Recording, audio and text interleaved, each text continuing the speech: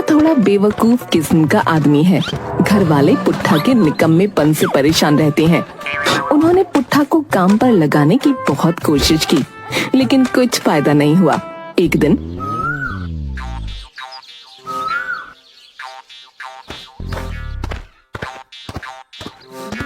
माँ, मैं सोच रहा हूँ मैं हकीम बन जाता हूँ।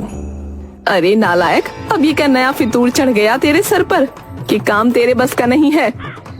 माँ, ऐसे क्यों बोल रही हो तुम? अरे बेटा, ये काम तेरे बस का नहीं है, तू किसी और काम में लग जा। माँ, तुम्हारा ख्याल गलत है। इस काम के जैसा पैसा तो किसी और काम में है ही नहीं। वो कैसे भला, बता। तुम इन हकीमों को देख लो, जंगल से घास फूस लेकर आते, उन्हें कूट पीस कर मरीजों को दे देते और घास फूस के मनमाने पैसे लेते। हाँ बेटा, ये सही कह रहा है। काम सीख कर कुछ कमाने लगेगा तो शायद शर्मीली वापस आ जाए मायके से। अब तो क्रिस्टल भी बड़ा हो गया है। अरे माँ, बस तुम देखती जाओ, मेरी तरक्की को देखकर दौड़ती आएगी शर्मीलियां। और हाँ, इस काम में एक भी पैसा लगाने की जरूरत नहीं है। अब अपने गांव के हकीम जी को देख लो, जब वो इस गांव में आए थे तो उनके पास कुछ भी नहीं था, और आज देख लो कितना पैसा है। बेटा, इसके लिए तो तुझे थोड़ी जानकारी भी चाहिए होगी। कैसी जानकारी माँ? अरे यही कि कौन से रोग में कौन सी दवा देनी है और कितनी देनी है। अरे इसमें कौन सी बड़ी बात है माँ, है? मैं हकीम जी के पास 2-4 दिन जाकर सब सीख लूंगा। हाँ ठीक है, तो तू एक काम कर, हकीम जी के पास जा और काम सीख ले। मन लगाकर काम करना। ठीक है माँ, मैं अभी हकीम जी के पास चला जाता हूँ। अच्छा, और आज से ही काम सीखना शुरू कर देता हूँ। है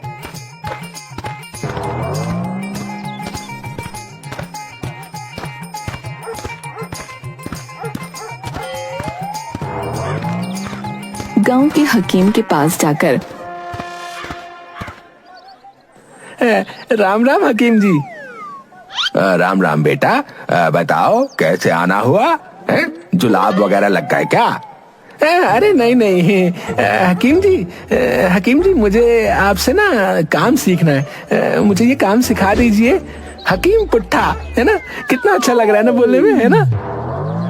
बेटा, ये काम सीखना इतना आसान नहीं है ना? इसे सीखने में दिमाग, मेहनत और समय, है ना, सब देना पड़ता है बेटा।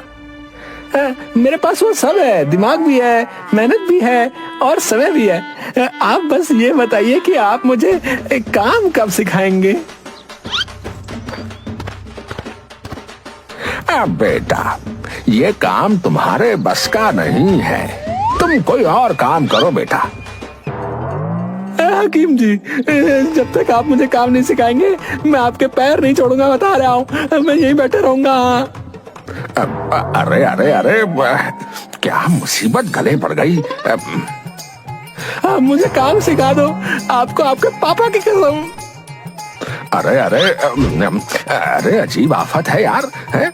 मेरे मरे हुए बाप की कसम दे दी। ठीक है ठीक है ठीक है, तुझे अगर काम सीखना है तो मैं जैसा करता हूँ बस वैसा तू करता जा।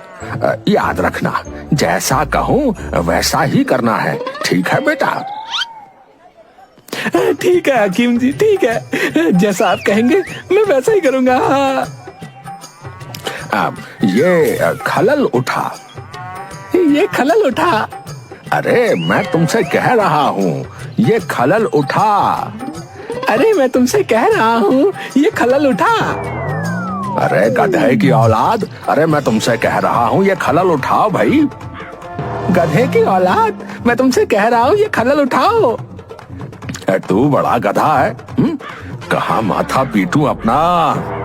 तू बड़ा गधा है, कहाँ माथा पीटू अपना? अरे तुझे समझ नहीं आ रहा, मैं तुझे कह रहा हूँ। अरे तुझे समझ नहीं आ रहा, मैं तुझे कह रहा हूँ। बड़ी देर तक हकीम जो कहता रहा, पुट्ठा उसको दोहराता रहा और अंत में हकीम को गुस्सा आ गया। रुक जा पागल, तुझे तो हकीम मैं बनाता हूँ। और वो पुट्ठा को 2 घूंसे लगाता है। रुक जा पागल, तुझे तो हकीम मैं बनाता हूँ। और वो हकीम को 2 घूंसे लगाता है। अब रहने दे बस कर। आज के लिए इतना काफी है बेटा। अरे हकीम जी, अगर आप इस तरह से काम सिखाएंगे तो हकीम बनने से पहले मेरी अर्थी उठ जाएगी। आपका हाथ भी जड़ी बूटी पीस पीस कर भारी हो गया है। अगर तेरे जैसा एक और सीखने वाला आ गया तो मैं खुद अपने नुस्खे भूल जाऊंगा बेटा। एक काम करो हकीम जी, मरने से पहले मुझे काम सिखा दो। अरे आज के लिए इतना ही रहने दे तू, अब कल आना। अच्छा ठीक है हकीम जी, मैं कल आता हूँ।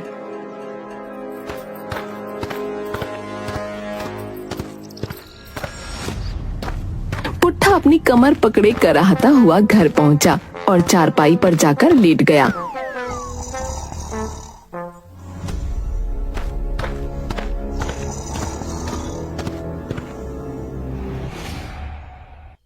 अरे ये क्या हुआ? तू कैसी आवाज़ें निकाल रहा है? माँ, तूने मुझे काम सीखने भेजा था। ये काम तो बड़ा मुश्किल है। क्यों, क्या हुआ? आज पहले ही दिन काम सीखने में तो मेरी तो हड्डी पसली एक हो गई। आई! अरे ऐसा क्या काम सिखा दिया हकीम जी ने तुझे? माँ, पहले मेरे दर्द का इंतजाम कर दे कुछ, उसके बाद बताता हूँ तुझे। माँ घर के अंदर से हल्दी वाला दूध और दवा लेकर आती है। बेटा पहले तू हल्दी वाला दूध पी, तब तक मैं दवा लगाती हूँ। और ये बता, आज क्या काम सीखा तूने? अरे माँ, क्या बताऊँ, आज पहला काम बताया हकीम जी ने, खलल उठाने का। बेटा ये खलल क्या होती है? माँ, जिसमें दवाई कूटी जाती है। अच्छा फिर तूने काम सीख लिया ना, खलल उठा ली?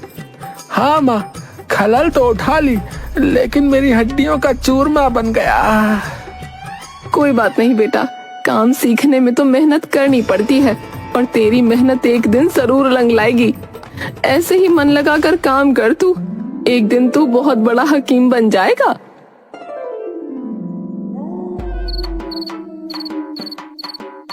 पुट्ठा को रात भर शरीर में दर्द रहा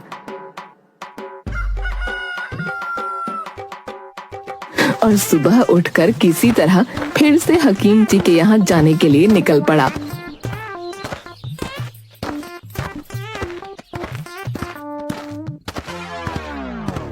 रास्ते में पुट्ठा खुद से बड़बड़ करते जा रहा था।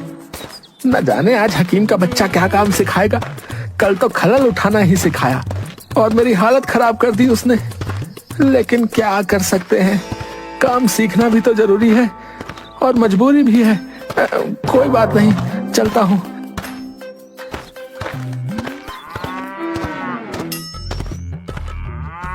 राम राम हकीम जी। अरे कमबख्त, काम सीख के मानेगा या मेरा काम भुलाएगा। आ गया पुट्ठा। तभी वहाँ एक मरीज आता है। राम राम हकीम जी। राम राम, बोलो क्या परेशानी है? हकीम जी, पेट में ना बहुत जोरों से दर्द हो रहा है। क्या खाया था तुमने?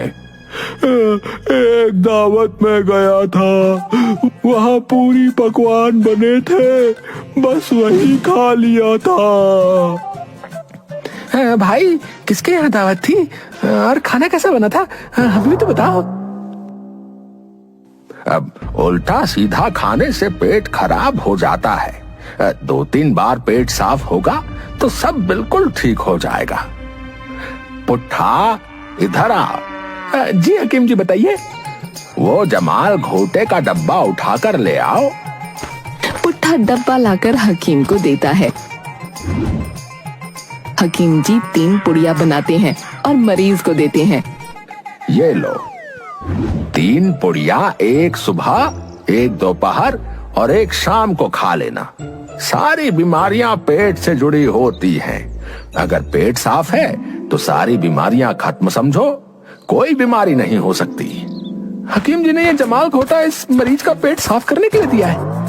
इसका मतलब अगर जमाल घोटा खा लिया तो पेट साफ हो जाएगा, और अगर पेट साफ हो गया तो सारी बीमारियां वैसे ही खत्म हो जाएंगी। बस इतनी सी बात है। अब मैं समझ गया हकीम जी क्या करते हैं। मेरे हाथ असली नुस्खा लग गया है। बस अब मुझे यहाँ से निकलना होगा। हकीम जी, मुझे ना एक जरूरी काम याद आ गया, मैं जा रहा हूँ। अरे क्यों भाई, काम नहीं सीखना? सीखना तो है, मैं फिर किसी और दिन आ जाऊंगा, क्योंकि बहुत जरूरी काम याद आ गया ना मुझे जाना होगा है। ठीक है, तुम्हारी जैसी मर्जी, मेरी तो बला टली है।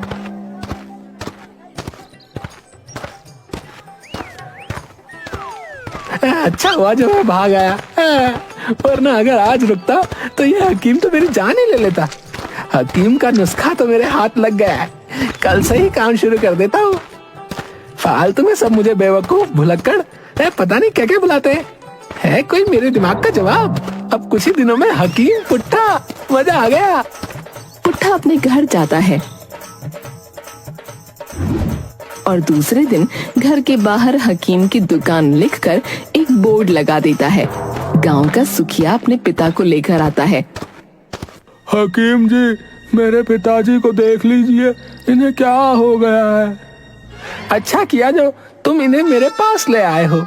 अब ले ही आए हो तो इलाज भी तसल्ली से करूंगा।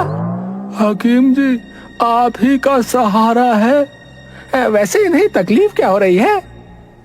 सुबह से दस्त हो रहे हैं इन्हें। अच्छा, सुबह क्या खाया था इन्होंने? कुछ नहीं, चावल गन्ने का रस डाल कर खाया था। मैं समझ गया, गलत खाने से इनका पेट खराब हो गया है। मैं अभी इनकी दवा दे देता हूँ। जब तक 2-4 बार खुलकर खेत में नहीं जाएंगे ना, तब तक पेट की गड़बड़ी बाहर नहीं आएगी। मैं अभी दवा दे देता हूँ। ये लो 3 पुड़िया दवाई, एक सुबह को, एक दोपहर को और एक शाम को खिला देना है, पानी के साथ। ऊपर वाले ने चाहा तो तुम्हारा कलह कट जाएगा है। क्या मतलब है आपका? अरे मेरा मतलब है कि तुम्हारे पिताजी की तकलीफ खत्म हो जाएगी। हकीम जी, कितने पैसे हुए आपके? ज्यादा नहीं, 20 रुपए। मैं कोई उस हकीम की तरह थोड़ी हूँ जो मनमाने पैसे लूंगा भाई। एक नंबर का ठग है वो, मेरी दवा पक्का इलाज करेगी। हकीम जी, मेरे पिताजी ठीक तो हो जाएंगे ना? हाँ हाँ, बिल्कुल ठीक हो जाएंगे। तुम आराम से इन्हें घर ले जाओ और समय पर दवा दे देना है। सुखिया अपने पिता को लेकर घर जाता है और चारपाई पर लिटा देता है। पिताजी, ये दवा ले लीजिए। हकीम जी कह रहे थे कि दवा खाते ही आपको आराम मिल जाएगा। दवा खाते ही 2 मिनट बाद, अब बेटा सुखिया, अब मुझे खेतों में जाना है। पेट में गुड़गुड़ाहट हो रही है। पिताजी, ये तो हकीम जी भी कह रहे थे कि 2-4 बार खुलकर खेतों में जाएंगे तो आराम मिल जाएगा। अबे बकवास मत कर, जल्दी ले चल। हाँ हाँ, ले चलता हूँ। सुखिया अपने पिता को खेतों में ले जाता है और बिठा देता है। थोड़ी देर बाद, कुछ हल्का महसूस हुआ पिताजी? अरे नाला सा बह रहा है। आप चिंता मत करिए पिताजी, आपका पेट खुलकर साफ हो रहा है। थोड़ी देर बाद, हो गया पिताजी, चले अब घर। अरे बेटा, तू आकर मुझे उठा। मुझसे तो उठा भी नहीं जा रहा, मेरे पैरों में ताकत नहीं लग रही। और 2 कदम चलने के बाद, अरे सुखिया, मुझे फिर से जाना पड़ेगा। हाँ पिताजी, अभी ले चलता हूँ। सुखिया अपने पिता को फिर से खेतों में बिठा देता है। थोड़ी देर बाद, हो गया पिताजी, चले? हाँ ले चल। वो जैसे ही खड़े होते हैं, अरे रुक जा, मुझे फिर से बिठा दे नीचे। ठीक है पिताजी। इस तरह 4-5 बार सुखिया के पिता घर जाने के लिए उठते हैं और उन्हें फिर से पेट में गुड़गुड़ाहट होने लगती है और वो फिर से खेतों में बैठ जाते हैं।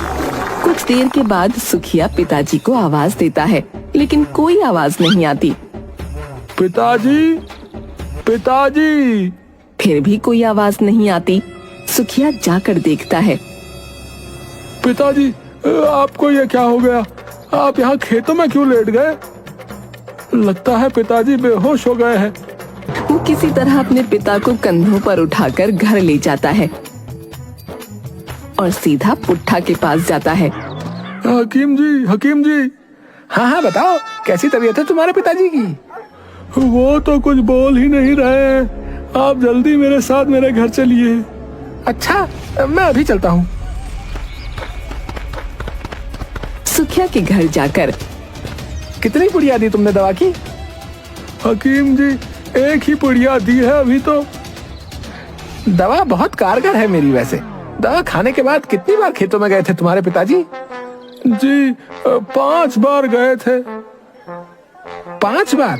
मेरे हिसाब से तो 6 बार जाना चाहिए था। हकीम जी, अपना हिसाब बाद में करना, पहले ये देखो कि मेरे पिताजी उठ क्यों नहीं रहे हैं। पहले मैं अपना हिसाब देखूंगा, तभी तो इलाज करूंगा। पिताजी कुछ तो बोलिए, आप जवाब क्यों नहीं दे रहे हैं? तभी वहाँ पर सुखिया के चाचा आते हैं।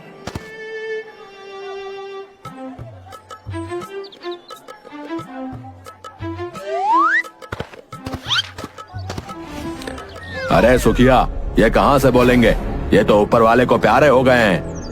अरे हकीम जी, देखिए तो मेरे पिताजी को क्या हो गया, कुछ तो करिए। पुट्ठा धीरे से उठता है और भागता हुआ अपने घर जाता है।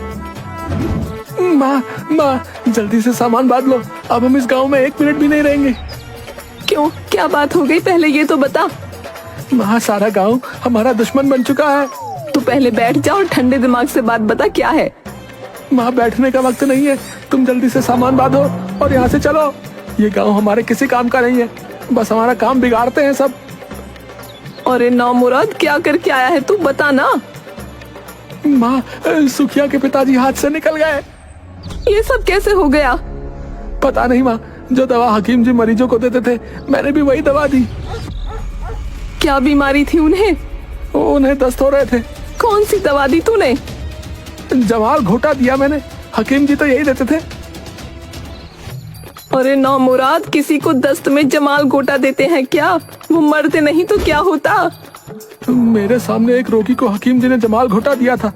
उसे पेट की तकलीफ थी, इसलिए मैंने उन्हें भी जमाल घोटा दे दिया था। अब वो मर गए, तो इसमें मेरी क्या गलती है? अरे कमबख्त, तू एक दिन भी मुझे चैन से रोटी नहीं खाने देता। एक ही दिन में हकीम बन गया, और इतना बड़ा हकीम बन गया कि दुकान खोल दी तूने। निकल जा मेरे घर से, मेरी नजरों के सामने से चला जा। तू कुछ काम मत कर, बस मेरी छाती पर बैठकर मूंग दल। पुट्ठा बड़बड़ करता हुआ घर के बाहर चला जाता है। लेकिन मुझे एक बात समझ नहीं आ रही कि दवा तो मैंने वही दी थी जो हकीम जी ने दी थी, फिर ये गड़बड़ हुई कैसे? हो सकता है सुखिया के पिताजी का वक्त आ गया था, इसलिए खुद ब खुद चले गए, लेकिन इल्जाम मेरे सर पर डाल गए अपनी मौत का। ये गांव वाले ना मुझे कुछ करने नहीं देंगे कभी।